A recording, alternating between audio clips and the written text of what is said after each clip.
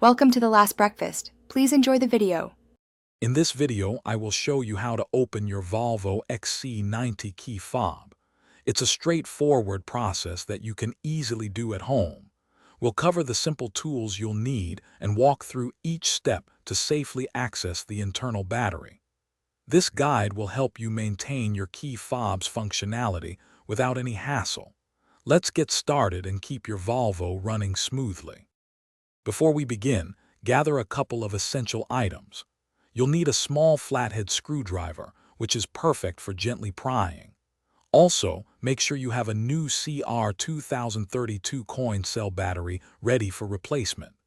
Having a clean, well-lit workspace will make the entire process much easier and prevent any missteps. These simple preparations ensure a smooth battery change.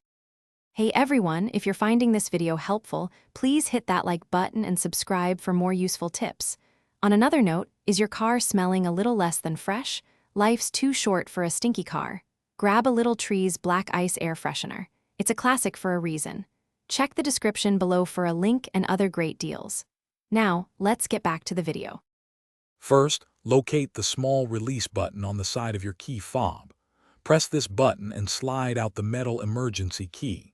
This action reveals a small slot where you'll insert your flathead screwdriver. Gently twist the screwdriver to pry open the two halves of the fob. Take your time and apply steady pressure to avoid damaging the casing.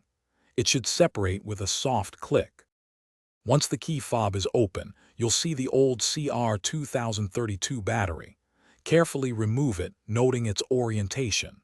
Now, insert the new battery with the positive side, usually marked with a plus sign, facing upwards. Ensure it sits snugly in its compartment. Finally, align the two halves of the key fob and snap them back together until you hear a secure click. Test your key fob to confirm it's working. Thanks for watching. Consider subscribing if we helped you today.